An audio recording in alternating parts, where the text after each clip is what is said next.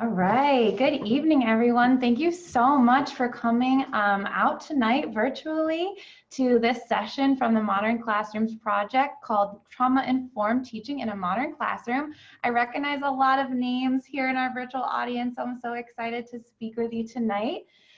First, we're just going to quickly go over the agenda, and I'll just say up front that any questions you have tonight, please go ahead and click that Q&A button and put your question in the question and answer spot. We are not using chat this evening, so make sure you have that Q&A button ready. So first, I'm just going to give a quick introduction to the Modern Classrooms project, and then we will dive into information about the prevalence and impact of childhood trauma. Then we'll go into trauma-informed teaching in a modern classroom specifically. And finally, we will reach the Q&A portion and some next steps about how to go further with the Modern Classrooms project. So first, we're just going to give a little bit of background about modern classrooms. We know that some people here might be new to modern classrooms. Basically, the Modern Classrooms project empowers educators to meet every student's need through three pillars: blended instruction, self-paced instruction, and mastery-based instruction. My name is Emily Culp. I'm a Modern Classrooms mentor and a middle school ELA teacher. And I'm Kate Gaskell. I'm the head of teaching and learning here at Modern Classrooms and a proud former high school social studies teacher. So now we would love to just hear a little bit about you. So if you wouldn't mind filling out this quick poll on Zoom. Just tell us a little bit about your background. It's always interesting for us to see where people are coming from when they arrive at kind of a virtual event like this.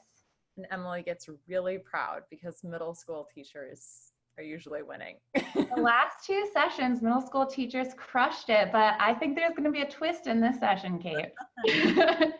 Okay, we'll just take 10 more seconds on this poll.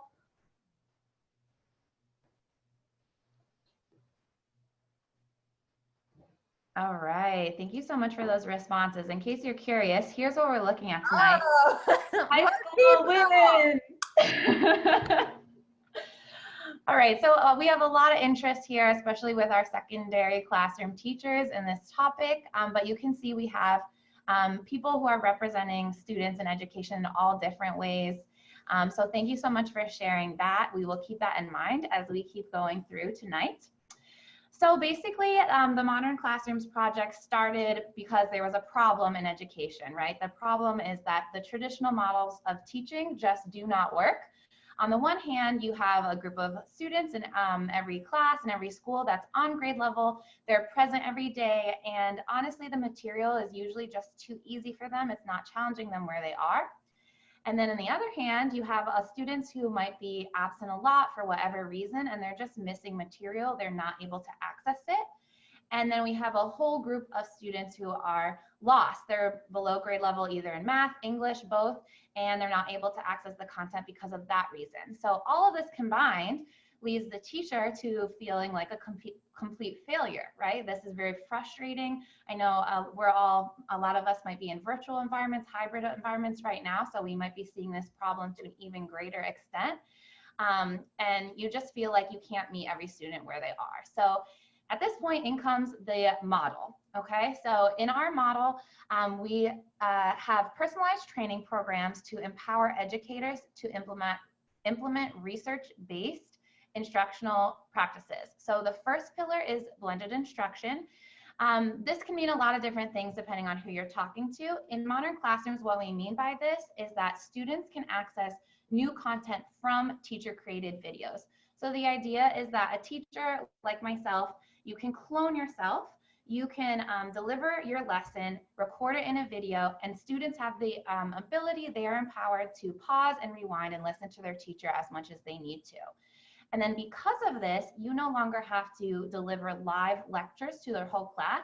This frees you up to be able to run the second pillar, which is the self-paced structure in your classroom. So students can learn at their own pace within a unit of study. They don't all have to be listening to the exact same lecture or being at the same part of the lesson at the same time. And then this brings us to our third and maybe most important pillar, which is mastery-based grading. This is that students demonstrate progress only when they demonstrate mastery. So a student cannot progress to lesson 2 until they have demonstrated mastery on lesson 1, etc. We'd love to hear a little bit more about your experiences with the Modern Classrooms project. If you're new to us, it's old hat to you by now. So we have a quick poll just again to get a good pulse check of who's on the call. Let us know what your experiences with the Modern Classrooms project has been. Kate, are you seeing the poll pop up? No, I'm not. Do we got to adapt and go on? Let me try one more time. We're teachers. We can make it work. Especially this year. There we go. I see it now. Long delay. All right, awesome. And I'll just say, as people are doing this poll, hi, if you jumped into the call just a few minutes late, feel free to throw questions into the Q&A button. I'm at the bottom of your screen. The chat is turned off for this presentation, but we will be coming back to the Q&A at the end. So far, I have 74% responses. Let's just go for another 6 seconds.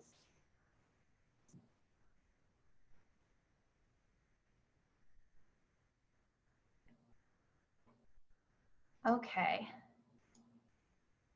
So it looks like we have a lot of participants tonight, Kate, that have taken the free course. A few have gone through our virtual mentorship program. A few have followed Modern Classrooms on social media. And as always, we love to see that we have completely brand new people on the call. Hopefully this quick background is helpful to you, especially if you're brand new. This kind of segues perfectly into our next slide. We just wanted to tell everyone a little bit more about how the Modern Classroom supports teachers and schools.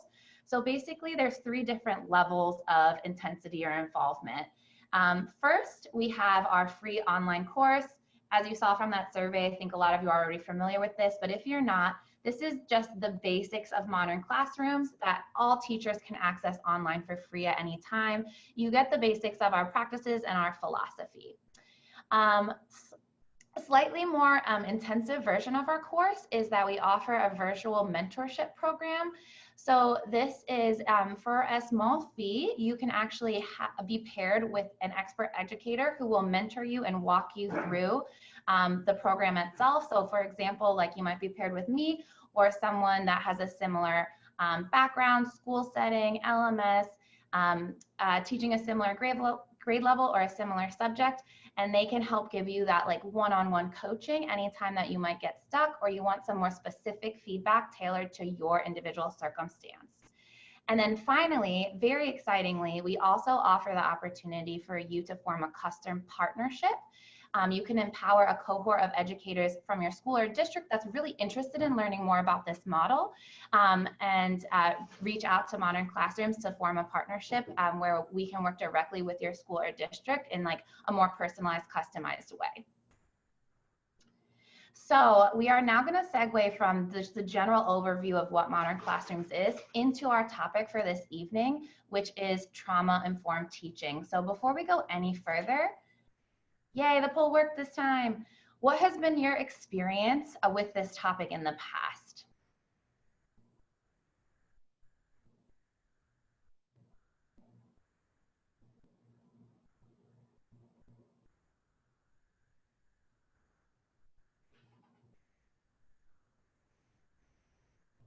I'm really curious for this one.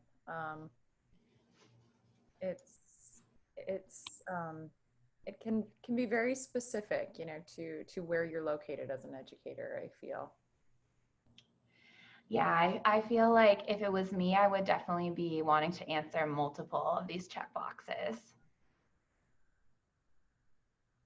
All right, let's just take 5 more seconds on this poll and then we can share out and move into some of the research.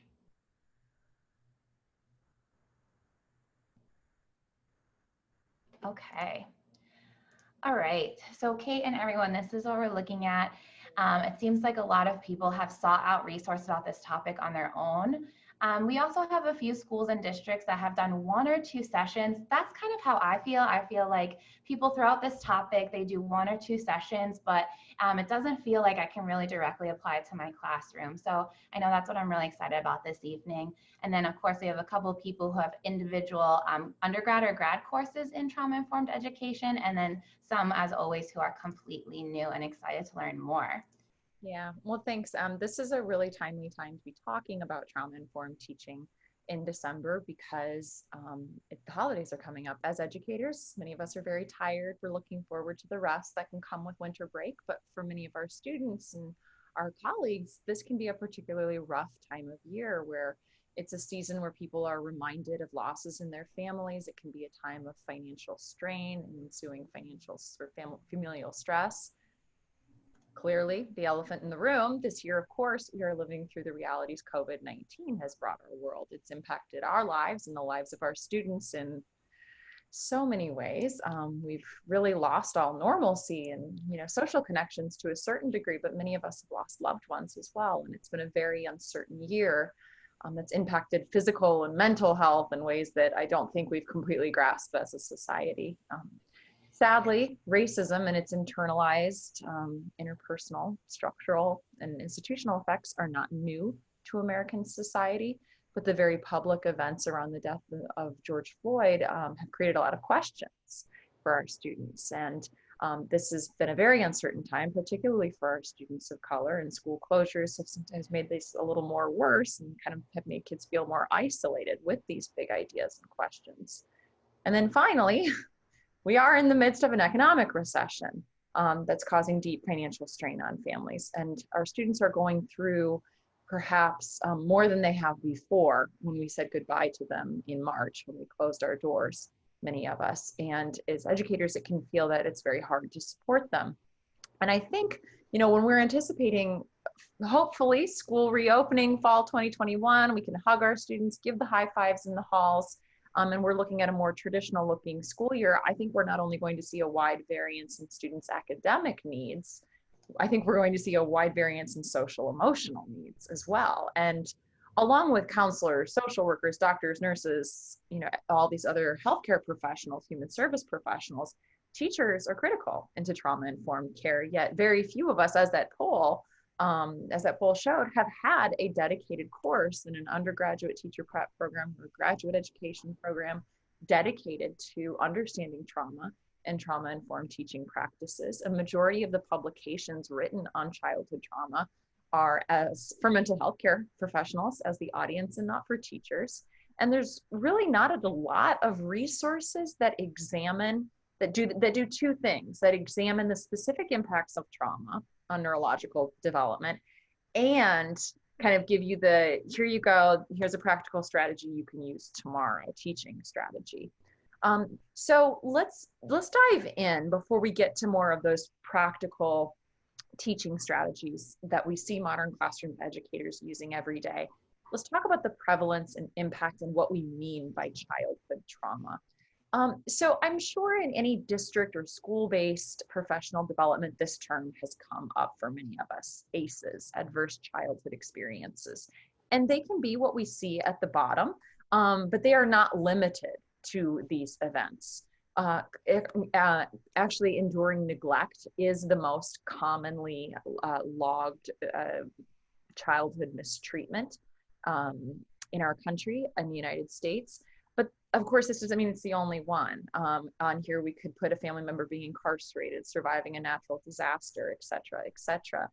Now, the CDC did a study a few years ago, and they said of adults, and they said that 2 out of 3 children experience one ACE by the time they turn 18. Now, what starts to get very, very concerning, and we'll talk about why in a minute here, is when you experience more frequent, prolonged, chronic ACEs. And 1 in 6 children experience 4 or more before they turn 18. Now, girls and members of racial and ethnic minority communities are at a greater risk of being amongst these children who will endure 4 or more ACEs before they turn 18. So in the 90s, we kind of categorized this as like type 1 and type 2 trauma. and kind of your number of ACEs. But some really interesting research is being done at the Center for the Developing Child at Harvard University, and they've kind of categorized it into these types of childhood stresses and their impacts. So let's start with positive stress. Positive stress is actually healthy. Normal events, new babysitter, first day of school, these are actually essential for our development. And then, a step further would be tolerable stress. These are longer lasting, more severe, the death of a loved one or a caretaker, a troubling injury. Now, a child and their neurological development can recover from tolerable stress if it's isolated and if we have the proper supports in place. So they have, developmentally appropriate supports from caring adults. What we worry about and where we start to see the neurological damage come in is with what we call toxic stress. This is frequent, prolonged exposure without that adequate adult support. And this is what can have really that severe impact on a child's brain, originating from ongoing traumatic experience, such as chronic neglect, physical or emotional abuse. Let's watch a quick video just to kind of get an overview a little bit about how this toxic stress impacts a child's neurological development.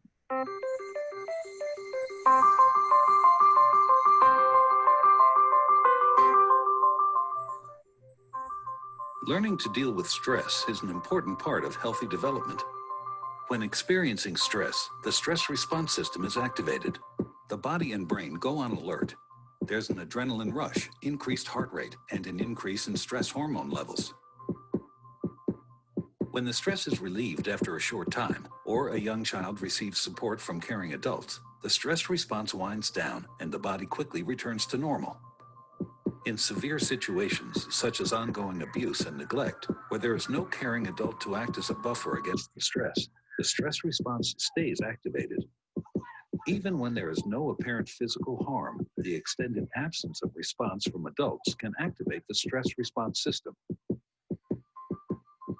Constant activation of the stress response overloads developing systems, with serious, lifelong consequences for the child. This is known as toxic stress. Over time, this results in a stress response system set permanently on high alert. In the areas of the brain dedicated to learning and reasoning, the neural connections that comprise brain architecture are weaker and fewer in number. Science shows that the prolonged activation of stress hormones in early childhood can actually reduce neural connections in these important areas of the brain at just the time when they should be growing new ones.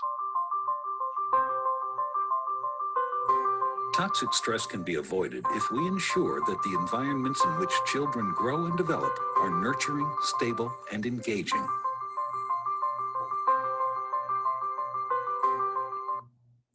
So let's talk a little bit more specifically. So with the advent of the MRI and then just behavioral studies, we've learned about early in life toxic stress and the development it has on those important neural connections in 3 key areas of the brain that actually educators see the effects of these 3 key areas of the brain every day in learning, attention, retention, even behavior. So let's start with the prefrontal cortex. So the prefrontal cortex, this is about 10% of our brain. So to no surprise, it has a lot of jobs, and many of them, it's 10% of the volume of our brain, I should say.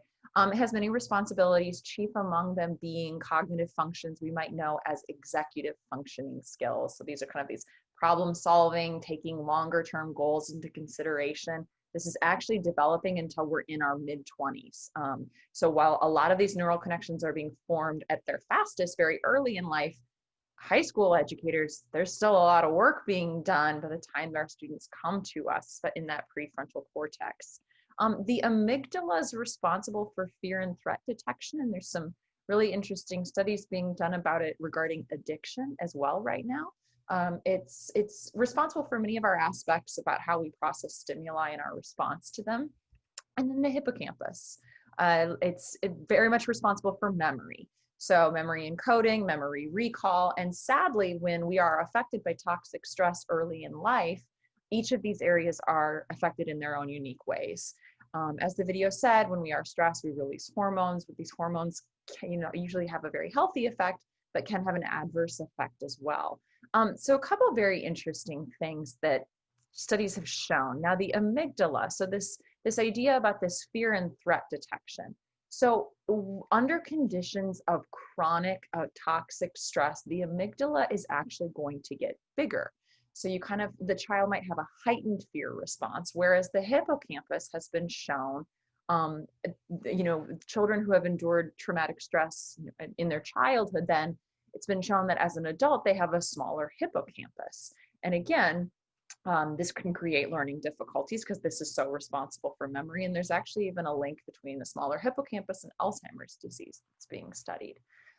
So it's kind of shifting then to the prefrontal cortex. I think some of the most interesting studies for us as educators have been done about the link about the prefrontal cortex and behavioral studies around prefrontal cortex functioning with executive functioning skills. Now, people in poverty have unique experiences. Every family and individual's experience is unique. People can become very resourceful and flexible and resilient. However, this can rob families of material and structural resources and create, children in poverty are more likely to endure traumatic stress for a variety of factors. And the prefrontal cortex has actually been shown in studies. There's been studies in the US and Mexico that link executive functioning skills to low parental socioeconomic status. And one of those studies in particular isolated that not only was it low poverty, low parental socioeconomic status, there was a direct correlation with childhood stress as well. So when we see areas of the brain, again, executive functioning, fear and threat detection, memory, as teachers, this is going to show up. We're absolutely going to see these effects. So we know that the early in life trauma, as the video said, can change our brain architecture, and underdevelopment or abnormal development in those areas of the brain can result in unpredictable behavior from some of our kids. So survivors of childhood trauma, it is not uncommon that they may have difficulty self-regulating. They seem to be on a high alert status or highly reactive. And that's kind of, knowing what we know about the amygdala, that makes sense. They might be hesitant to trust adults. They might experience problematic interactions with their peers, and they might exhibit weaker working memory. And again, struggle with executive functioning skills, things like managing their time, organizing thoughts and materials, getting started, staying on task, reflection, managing impulses. So let's take a look at the impacts of trauma just in one classroom. Sadly, starting with this individual kid. My mom, who was a lifelong teacher herself, she always said, if we knew the whole story, the story would probably be pretty sad. So when we look at an individual student who has survived trauma, now, of course, not every student, but many of these students are going to miss instructional time. This could be due to they're in the building, but there's behavior. This could be, they are talking to a behavior professional. They are exhibiting work avoidance behavior. This can also just simple absences from schools. There's absolutely a correlation between childhood toxic stress and physical illnesses, heart disease, mental illnesses, depression that manifest later in life. Some of these students, because of their behavior, they can feel a sense of alienation from their peers. They don't quite fit in. They rub people the wrong way, so to speak, and they don't really feel like they're part of the community of the classroom or school. This can add up to lacking academic growth on top of perhaps working memory not being what it should. And then ultimately the student experiences a lower academic self-confidence and social confidence. Well, this individual student, as a teacher knows, is not the only student in the room. We have our other students who can miss instructional time due to a student being in crisis. When I taught traditionally, I felt that I oftentimes had to make the decision of, do I keep addressing the class? Do I keep teaching? Or do I go to the one student with their head down? I can tell something's wrong, but I have to get through this lesson. And that's a choice educators make every day. Now, sometimes the behavior can be disruptive, And it can cause other students to miss instructional time, causing a lack of academic growth for the other students in the room. Also, I think those other students sometimes get frustrated. I experience that in my classroom. And sometimes the reactions from our other students can further trigger our student who's experiencing crisis, or who is in crisis, or their behavior can be just disruptive as well. And it can cause a distrust in their school and their teacher. I don't like my school. The kids are out of control. I think these are things that those of us who have worked perhaps in challenging environments have heard from our students, and it's really devastating. Now, finally, there's the teacher in that classroom, and the teacher, our frustrations and our reactions can actually further trigger, our student who is experiencing crisis. Teachers can be hyper vigilant. We can always be trying to prevent the behavior, always trying to, do you need a pen? Do you need this? I'm on it. And this is going to cause fatigue amongst this teacher who is just so vigilant every moment. Kids are going to walk out of the room and they are just going to, collapse back into that chair. This fatigue can also manifest in discouragement and ultimately burnout. And we do see that our educators who teach in Title I schools, we see our educators who teach English language learners or emergent bilinguals. We see our special education teachers leaving the profession and leaving their schools at higher rates than teachers in more affluent environments. So let's talk about trauma-informed teaching in a modern classroom. And we're specifically going to explore 4 categories. How can we, as modern classrooms teachers, how can we help students feel loved, safe, and successful? How can we help a student recenter? How can we boost memory, retention, and attention? And then finally, how can we help build those executive functioning skills? And I want to say a quick caveat is, I wish we had a lot of time tonight. We don't. Everyone's tired. It's a Thursday and it's about a week before winter break. We do not have time for 2 hours of trauma-informed teaching. However, we will be putting a very comprehensive guide in the chat at the end. And I highly, highly encourage you to take a look at that. It has several of the academic studies that we are going to reference tonight linked, as well as some of the tools, photos from our teachers' classrooms, tools our teachers use in their rooms. So this, by all means, is not comprehensive what we're doing tonight, but it is a pretty good start.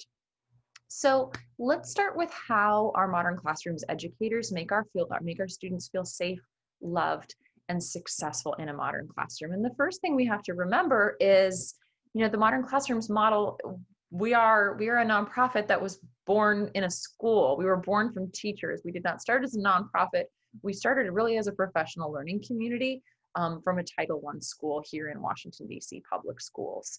By nature of blended self-paced mastery-based instruction, we love the teaching with this model because we finally get to work with students one-on-one. And that allows us to do a lot. It allows us to address academic and social emotional needs. So in addition to leveraging just those beautiful inherent aspects of this teaching model, additional strategies we include for educators are to include a positive opening routine that includes a social emotional aspect, a social emotional check-in aspect. When it sounds obvious to us, but it's real important for the kids, messaging mastery and revision as a form of love, celebrating progress whenever we can, and then specific ways we can foster belonging and comfort among students themselves. So let's talk, this is always awkward because it's me, but it did work really well in my classroom. This is not being self-promoting, but let's take a quick look at the opening routine I used in my classroom. Okay, good morning, everybody. Every day, students come in, they grab what's called a do now sheet, small warm-up activity. I ask them to state the objective for that lesson in their own words and identify a strategy that's going to help them finish. I'm ready for any do nows if you have them for me. All right, what do we got? This gives me an opportunity to check in with each student each day. So we have some FaceTime. What lesson are you on? How are you going to get on pace? Is there anything you need from me? and then let's chat about that Berlin question we had. Okay, so I'm gonna do those guys at the table first, and then we'll talk. Okay? Hi, Monty. What do we got going on today? I do a quick social emotional check to ask them how they're feeling. Sorry, you're stormy. You okay? Gives them a chance to just have a check-in period that's guaranteed every day. How much more time do you think you need to finish 6-9? Okay, good. I like that plan. Okay. Good morning, everybody. Every day, students come in. We do not need to see it again, but thank you, computer. Now, that do now has, we've had educators use that as a distance learning strategy as well, and they've seen that to great success. I'm not sure if we have that Google link available, or that Google. They do it. Most of them do it through a Google form, or sorry guys, I'm trying to get into presenter view again, but I don't know if it's going to let me do it. There we go.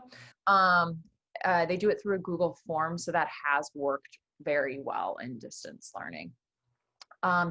Now, when we talk about messaging, and we're actually going to revisit the Do Now specifically a little bit later and take a look at how that can really help you in your classroom and leveraging that later on in class. So, you know, you're opening with a positive routine, you're getting FaceTime with every student, and there is a social emotional piece. And there's also a section that this video didn't really talk about that I really liked to feature, and it was, is there anything I want to tell my teacher? And that was often if a student would message me privately something like, I had a rough night, or can I see my counselor? And it was not disruptive. It was just, you know, we could do that very privately, did not disrupt anything. We kind of could keep things moving. I could pass a note back or even pull that student later on, and it worked really well. Now, again, in our minds, I think we hold kids to mastery because we love them, but we need to explicitly explain this. So this idea that when we're introducing a mastery-based classroom, statements like, I care about you and your learning too much to leave you behind. I don't want us to go on if something doesn't make sense. And things like, it's okay to not understand something the first time that we try, and we can take a bit more time. This does create a sense of safety, and oftentimes our students who are on that high alert status, you know, this can help us settle down a little bit. So not only serve students academically, because we are holding them to mastery, we are asking them to revise, and they are truly learning again, but we are building a larger sense of safety in the classroom. Now, I don't think there's anything better than celebrating student progress, and that can take many forms. You know, sometimes it is like, you made it in time for the Do Now, or look at you, you know, using your own personality. For me, it was humor. You know, look, remember when you thought you couldn't master that? Yeah. Let's talk about how you thought you couldn't do that. You know, it's really fun to celebrate our kids, and whatever that looks like in your classroom, this is another way to make them feel loved and safe. Maybe that's an on-pace or ahead of pace lounge with special privileges in your classroom. Maybe that's just a good old-fashioned phone call home. These here that we see examples of are shout outs on public pacing trackers. I really love this one. This teacher on the public pacing tracker, I had to copy and paste it just so you can see it, but it is a larger part of a tracker that he gives three stars to students, kind of, you know, like they're kind of tiered. So doing something well, doing something really well, doing something amazing. And he just, that's kind of his reminder every day to be shouting out and celebrating students. Down here, we see a teacher shouting out certain students for coming after school on Thursday and working really hard.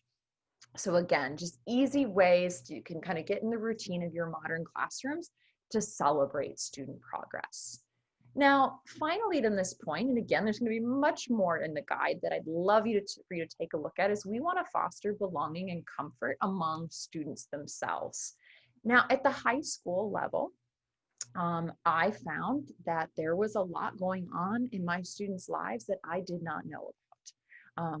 Sometimes the kids would just refer to it as drama, but sometimes that drama had some pretty serious, there were some serious roots there. And I really liked it when I got to the point in the school year where a student would trust me enough to share, you know, I don't really want to work with so-and-so because And I really treasured those moments. However, those relationships can take time to build, and not all of our students are necessarily going to get there. So we encourage in your seating, in group projects, it's just natural. We want to be around we want to be around people who make us feel good. And our students who have survived trauma might be particularly sensitive to those they're around. And we really want to create a supportive environment for them. So a sheet like this, which gives students input in what group they're in, maybe people they shouldn't be paired with, maybe people they can work really well with, something like this with teacher observation can help that student feel good. And we'll talk a little bit more about group work and collaboration as we go on. But let's talk about recentering. So by nature, our students in crisis, by nature in a modern classroom, this blended self-paced structure means that they can access the instruction at a later time. And the learning does not stop for all students if one student is going through something. Again, I used the example earlier of when I taught traditionally. I had to make the decision. Do I teach the 24 or do I go to the 1? And that was very difficult. By nature of a modern classroom, we don't have to make those tough decisions. We can go to the 1 while the others can keep going. So beyond just the nature of the model, educators can use a few more strategies. So we encourage sensory tools and movement break with intention. What that means in a little bit. Returning to that warm-up activity is also very powerful. So we encourage us to strengthen the efficacy of breaks. I think, movement breaks, sensory breaks, these are some of the most common IEP and 504 accommodations that we'll see written into a plan, and for good reason. But we want them to be more than a break. We want our students to change the channel, because oftentimes our students who have survived toxic stress, they could perhaps ruminate, and it could be a negative thought. It could be an unpleasant association. And again, we want to change the channel in their brain. So consider making a break kit. Now, if you're an elementary teacher, this could be something like a find the picture, or creating a listening center, where we're going to go and listen to a story in the back of the classroom. This is a break, again, that's helping us. We're not ruminating, we're changing the channel. In our secondary classrooms, giving kids something, write the alphabet backwards, a piece of paper, clipboard, that's their task. Brainstorm your top 10 favorite movies. I want you to count all the green items in the room, okay? This can kind of, again, turn the channel. And with this, sensory tools are really powerful. There's been a lot of research on this. So when we can encourage movement with tactile interaction, glitter wands, I know teachers who use Velcro strips outside of their classroom door, just kind of as a sensory calm down for many of our students, that can be really powerful. And now, again, let's return to that warm-up activity. So when we give our students a chance to articulate a goal, when we give them an opportunity to say, hey, these are the strategies, my goal today is, I'm behind pace, the kid says. My goal today simply is I have to finish lesson 5. I have to get there. I am going to use technology responsibly so I can work faster. So phone in my bag, it's where it's going to stay. Okay.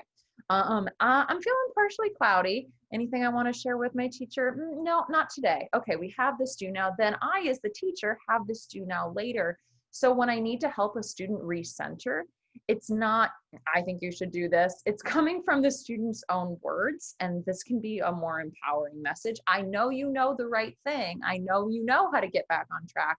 Here's your goals. Now, how can I help you in this moment do that? So keeping those do nows or those warm-ups can be really helpful in getting our kids back on track. The good stuff: boosting memory, attention, retention in a modern classroom. There's a lot about this in that reference guide that you're going to get in the chat at the end. But when we hold students to mastery, and when we're able to work with students one-on-one or in those flex small groups, as educators, we do see our students making academic gains.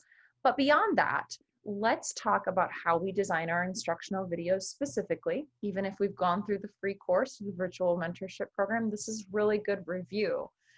Reducing the cognitive load in our class practices and projects, using manipulatives and movement, and then finally utilizing student expertise. And there are research-backed reasons of why we should be doing those things. So quick reminder, when we design instructional videos, we do have some guidance on how to do that. Personalized is better than perfect. You can add, you know, start with your face or put yourself in the corner later, you know, a live video. That's really helpful. Your cat meowing in the background, they love it. Keep it in. 6 minutes is ideal, 9 minute max. If you have elementary learners, that 6 minutes being ideal, you want to be under that, I would say. Movement, okay, this is really, really big. You know, our students who have survived toxic stress as children, you know, their attention can sometimes suffer. So the more animations, annotations, images, we want our slide decks to evolve, that helps keep their attention. Multiple check for understandings embedded not only as a learning tool, but an engagement tool as well. We want to chunk our videos. We've got some helpful slide decks that'll help you do that.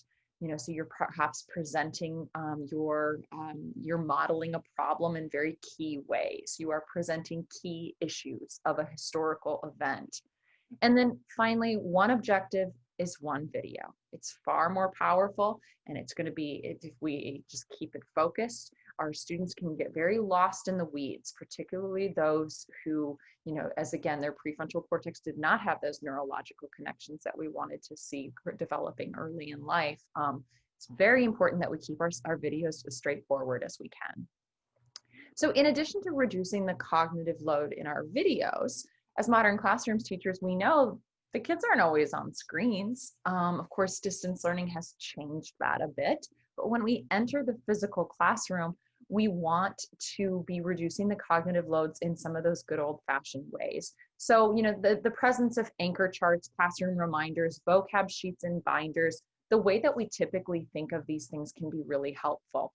Now, there's been interesting research to talk about as a learning task, as the complexity of a project or task increases, all right, cognitive load theory would argue that independent work at that point, as the complexity increases, independent work is going to become less effective and efficient. So in a coordinated effort, this is where we want students actually working together very intentionally. You know, of course, we want them to reintegrate, you know, so we don't want them to exist in silos, but we do want parts of the project responsibility broken up and then kids coming back together on this. Of course, to aid group work, many of our teachers are going to assign specific roles, checklists, peer evaluations. And if you have questions on how to do, you know, a project, a large group activity, or, you know, a collaborative activity of any kind in a self-paced classroom, we can get you our resources on collaboration. That was our last month's webinar, and we'd be happy to talk about that more with you. So using manipulatives and movements, you know, physical objects can be powerful teaching tools. And something as simple as strips being labeled, you know, can be really helpful. We encourage teachers to use those in an opening academic conversation they might have immediately after the do now, so a more thematic discussion, or, you know, one that kind of addresses misconceptions.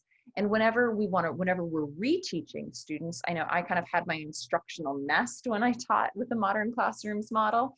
I would always keep like manipulatives. I would always have a map. I would always have sorting strips. I would always have flags as a history teacher. I would always have a globe. I always had things that students could touch, sort, compare, contrast, you know, as a reteaching tool, nice and close to me. Many of our teachers, actually, they do a stations model. So that's another thing that you could consider. You could have a manipulative stations. You could do that on a review day. There's different ways to do stations, and I can talk about that at the end if anybody's interested. And then finally, getting kids moving. You know, a lot of research points to that our brains get very happy. They start releasing dopamine, serotonin, lots of good stuff that helps our focus, our memory, our engagement. So ways we can do that, of course, is utilizing that in class practice. Not all class practice has to be seat work. We can do gallery walks, we can do chalk talks, we can do mini labs and experiments and all this fun stuff that gets kids out of seats. Also in a modern classroom, you might want to consider taking the physical setup of the classroom and spreading things out. You know, your mastery check might be far away from your computer station. might be far away from where they would pick up a do now or their other work. Just things to consider to get your students up and moving. And then we love to see you utilizing your student expertise. Various studies have pointed to the fact that students retain content so much more and understand it even better when they get to teach it, when they have to process and explain it to a peer. And we see our teachers doing this in classrooms in many ways. The teacher's assistant, or TA for a day, little genius bar with lesson experts, a mastery check advisor, ask 3 before me is a very popular one. And then putting up whiteboards that say, I have a question or I need a check, and kind of getting in a routine of other students saying, you know what, oh, I can help so-and-so with that question. I'll get up and I'll go help them. So again, when our students are utilizing their own expertise, that really does help their retention of content.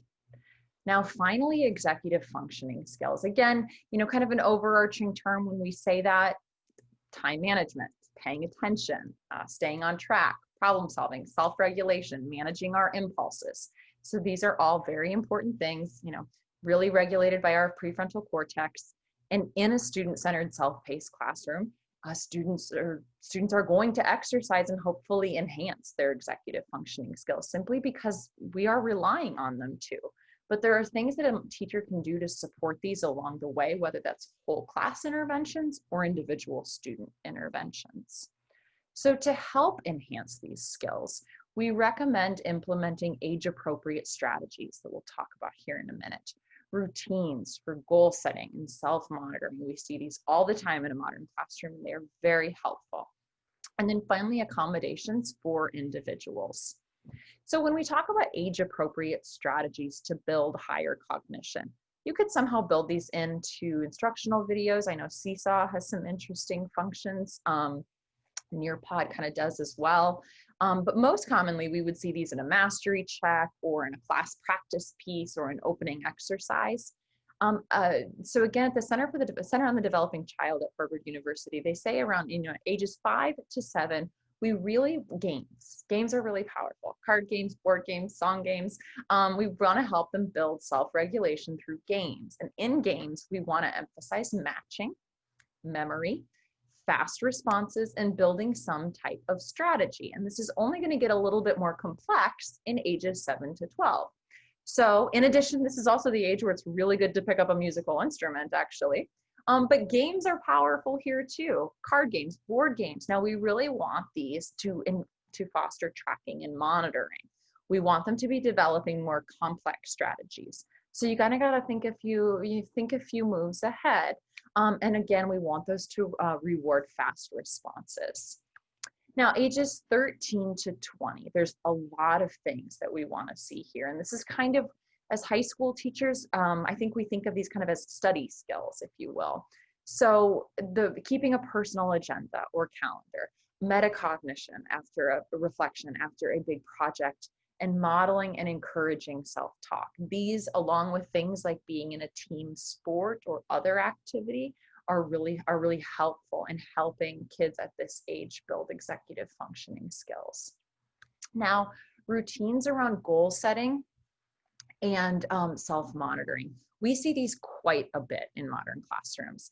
I would say, if you've been through the Modern Classrooms free course or virtual mentorship program, you've definitely heard us talk about student-facing trackers. We love to see those. This one in particular, you can make a copy of it. You can see it actually has students set a goal for the lesson and for the unit assessment. So it kind of does, both the goal setting and the self-monitoring. It's really helpful, especially in elementary and middle school, take time out to model those strategies. This is something we're seeing people do in virtual learning as well. Taking part of our synchronous time and modeling going back to the tracker, or modeling going back and setting a goal and reflecting how we did on our goal. And then finally, accommodations for individuals. So this right here is a tracker I used in my room, kind of a personal support document. It is pretty word heavy, but this was for 3rd quarter 10th graders. I thought they could handle it at that point. Now you might want to modify that for middle school. This here is interesting. So we've had teachers have a lot of success with timers.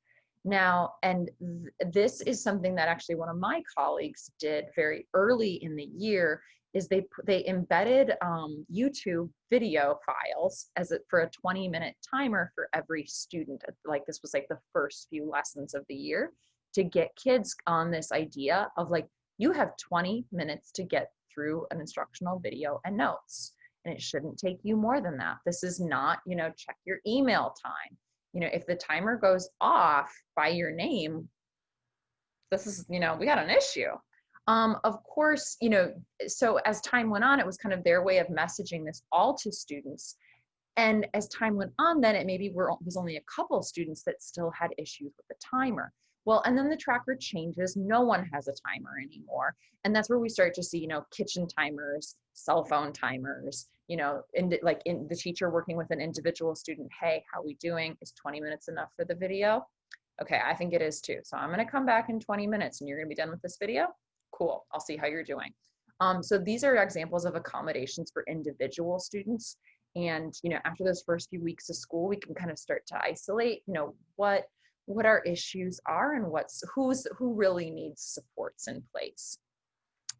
So trauma-informed pedagogy, an asset-based mindset, an asset-based mindset, if you're not familiar with culturally responsive teaching, it's one of those hallmarks of it. And strong relationships. These can really help educators serve children who've survived trauma. And there's a lot more in our guide to trauma-informed teaching in a modern classroom that we will be putting in the chat. And at this point, we would just love to take some of your questions. I know that there's probably been some in the question and answer that I haven't been able to keep my eye on, but. Yes, so one question that we had was related to your weather check due now, Kate, so you might be the best to answer this one. The question was, is there a second check to see if the students met that daily goal that they set in the first one? I would, that was a weakness of my do now, actually, is what I would do is I did that only in the first couple weeks of school. And then I really fell off of it. I had students just grab a Post-it and, remind them how'd you do on your goal, self-evaluation. But I think that's really one way where it could be strengthened. I think there's I almost wonder if there's a way to kind of replicate a carbon copy of the goal or something. Teachers, please, I think that's something that's needed, and it would be a really good self-monitoring and self-reflection piece to it. So please do that, and please let me know. I do work with a teacher right now who actually works with teachers who they spend part of their time in a self-contained environment and part of their time in the general classroom. Her class is the first one that they have in the morning. And then they kind of go into the general ed setting, and she actually does have a closing routine. It's very much focused on mindfulness, movement, and kind of intention setting for the day. So I think closing routines are really powerful, but please, teachers are the best thieves. We take, we tweak, and then we just make it better. So please do that and then share it back with me. I want to see it. That's actually closely related to another question about using exit tickets. Any other ideas for exit tickets that would fit with trauma-informed practices? I did, I've seen this and I really like it. So this teacher cut up the exit tickets in that particular room. This was not a modern classroom, so it was more of a traditional. Students had a formal exit ticket and they were answering a question, like the quick write or a stop and jot based on the lesson objective. But I think it could easily be modified to, you could take the Harvard Making Thinking Visible book, for example, and get your students in the habit of doing a 3-2-1 routine, or I used to think, now I think, so kind of through a thinking routine. So take what she did. Now, what she did is she had slips of paper cut up that were red, yellow, and green. And students would, in the last 5 minutes of class, they would come grab a slip of paper, kind of reflecting on how they were, based on their feeling. Red being, I'm not doing so well today. Yellow being, or I don't feel great about how class went. I don't feel great about where I am. Yellow, I'm kind of in the middle. I have a, I've got some things going on, but I'm okay. Green, I'm doing well. Okay. And then she would have them answer the content questions for that day and then write a brief note about why they chose this slip of paper. I think you could adapt that to a modern classroom again, because you've got students on different lessons. You could do that with a 3-2-1, I used to think now, I think, or just a simple social emotional check again. Skip the more content related questions and just go to a, this is how I'm feeling, or this is how I think class went today for me or for the class in general, would be one idea I'd have. What do you think?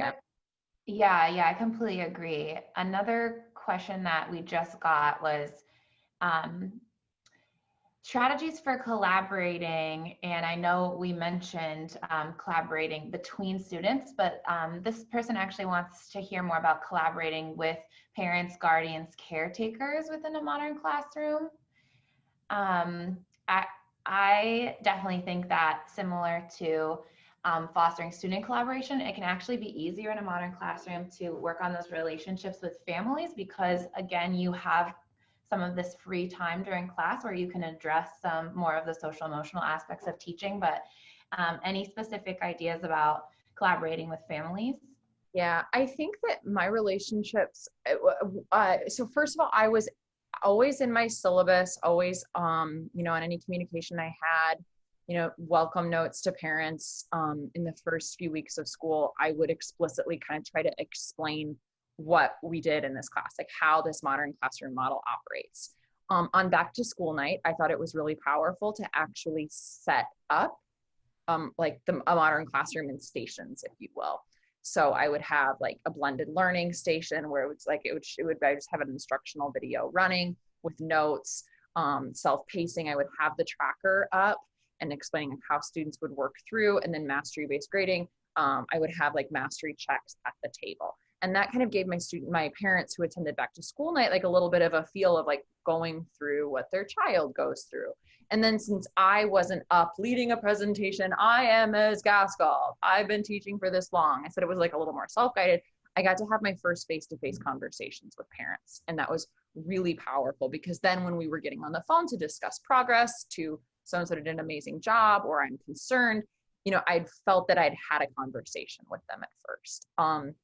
Those were just a couple modern classrooms specific things.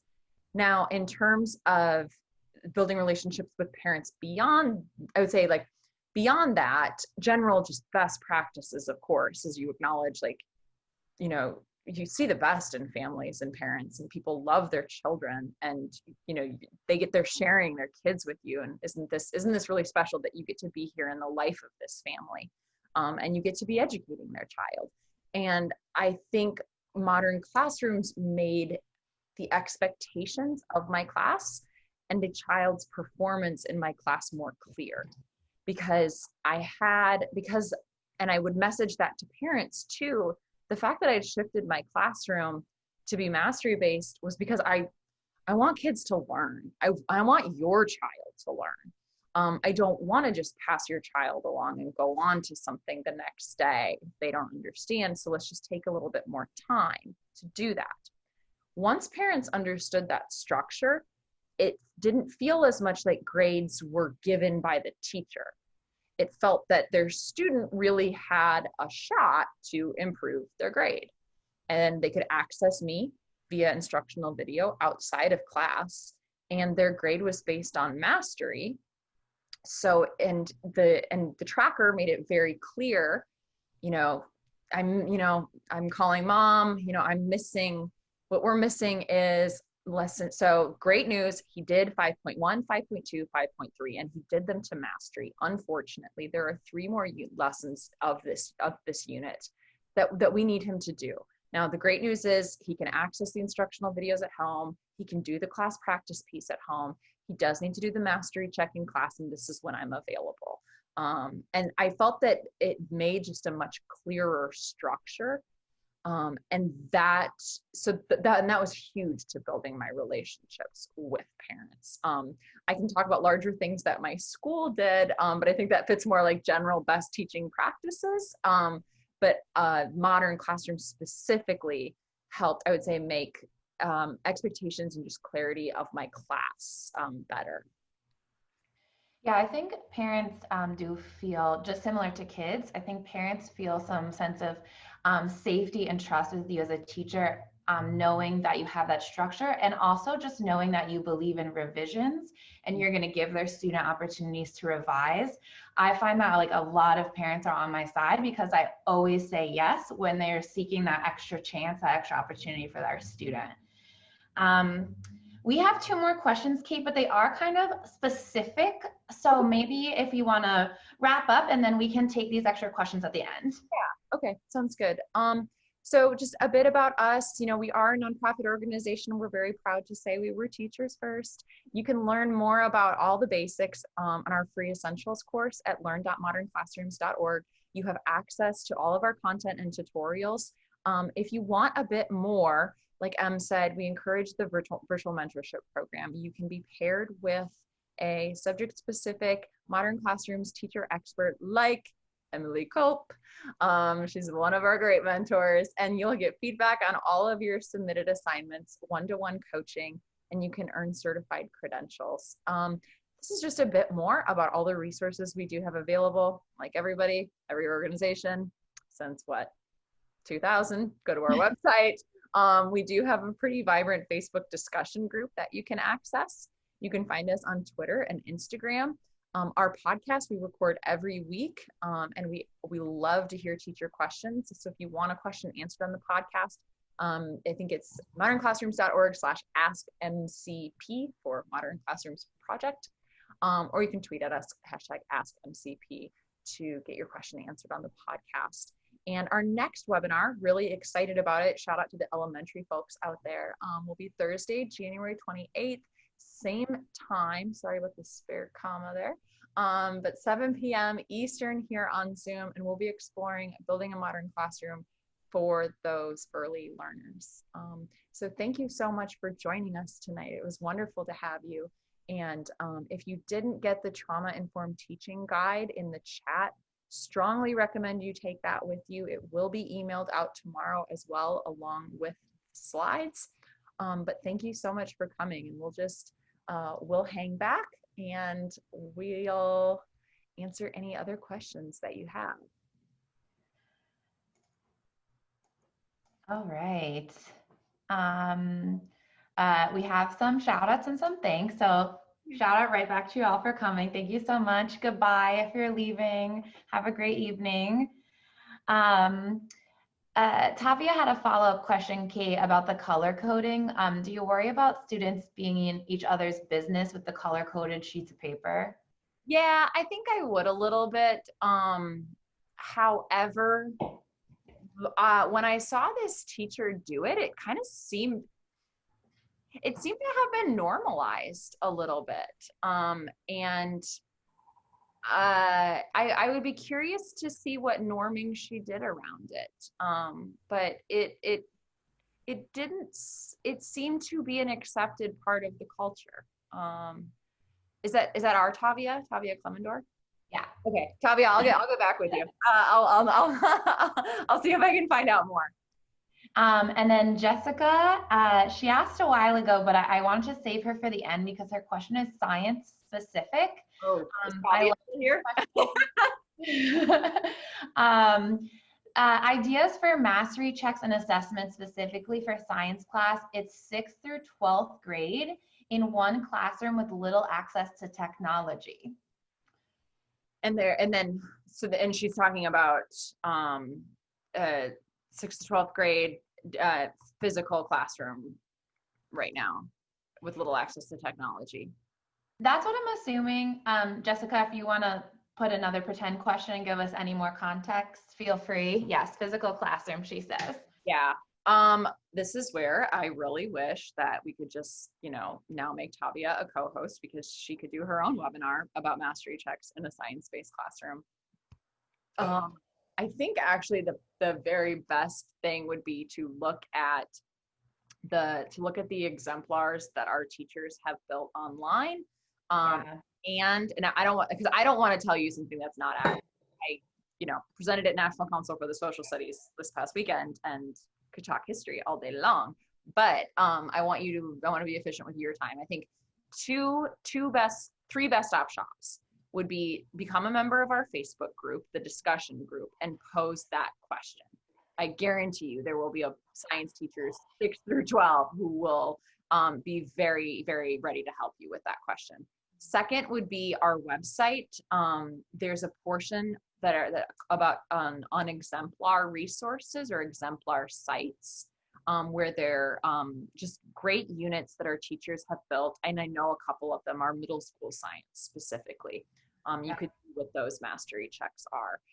The third would be if you can, on a scholarship, we have a scholarship wait list. We'd love to get more information from you. You could send me a follow-up email tomorrow.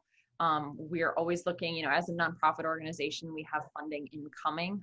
So I know for Giving Tuesday, for example, we were able to put 24 people on our scholarship wait list through our virtual mentorship course. Or if you can get money from your school or PTA, the virtual mentorship program would be a fantastic place to ask this question. You would be paired with a science teacher who has implemented the Modern Classrooms model in their instructional, in their class, and they could just be, that one-on-one coaching and feedback on your submissions would be really helpful. Yeah, I know one of our mentors, Demi Lager, she's also teaching 6th through 12th grade, and she does have at least all of her 9th through 12th graders in the same classroom. So I know she really relies on the model because she gives them the same content, but she just has different levels of acceleration. So some of the older students are often able to work through more content, even though she is teaching she's offering the same material to 9, 10, 11, and 12th grade. So that would be really awesome if you're able to communicate with her a little bit. I put the link to the science units that Kate was chatting about. I have looked through the top 2 and they're phenomenal, but they have a bunch of different options right there. So yeah, absolutely. Please reach out in those places that Kate told us. And I'm sure you're going to have a lot better ideas. Oh yeah. Yeah. We don't have all the answers, but we've loved taking blended self-pacing mastery based, taking those tenets and adopting them for our unique disciplines and our unique schools. Yeah. And Tavia, thank you and Dimitri for throwing in those ideas in the chat too. I know Tavia and Dimitri. Lucky you. You're great. Hang on this long enough, and Modern Classrooms really does feel like a family. Yeah, I'm so excited that I recognize so many names on the call tonight. We did reach the end of the official questions. Awesome. All right. Well, I will email everyone tomorrow with the slide deck, a link to the recording, and a link to our resource on trauma-informed teaching in a modern classroom. Thank you for joining us tonight. It was great to have you. Bye all. Bye.